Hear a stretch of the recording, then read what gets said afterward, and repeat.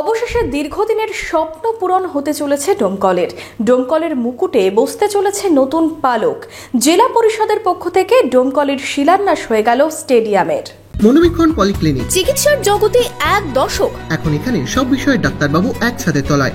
Phone করুন 7477799515 এই নম্বরে। ইতিহাসের পাতায় লেখা থাকবে আজকের এই দিনটি। আরও একটি স্টেডিয়াম হতে চলেছে মুর্শিদাবাদে। বহরমপুরের পর এবার ডোমকল। টার্গেট 6 মাস, বরাদ্দ 2 কোটি।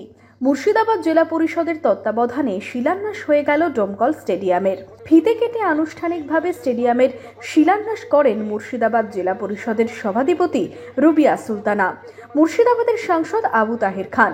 হাজির ছিলেন ডোমকলের বিধায়ক জাফিকুল ইসলাম, রানীনগরের বিধায়ক সৌমিক হোসেন, জলঙ্গির বিধায়ক আব্দুর রাজ্জাক সহ জেলা পরিষদ আধিকারিক, পুলিশ প্রশাসনিক কর্তা ব্যক্তিরা। কথা দিয়েছিলেন, কথা রাখলেন।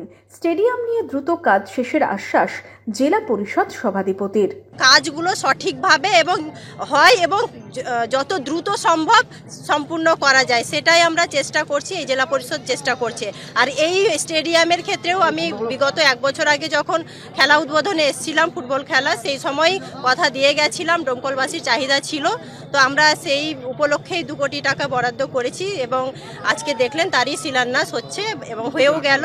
ডোমকলের এসডিও অফিসের সামনের মাঠে স্টেডিয়ামের রূপ পাবে। সুসজ্জিত স্টেডিয়াম হতে চলায় খুশির হাওয়া এলাকায়। খেলার মাঠ পাবে খেলোয়াড়রা, হবে বিভিন্ন টুর্নামেন্ট। আশায় রয়েছে ডোমকল।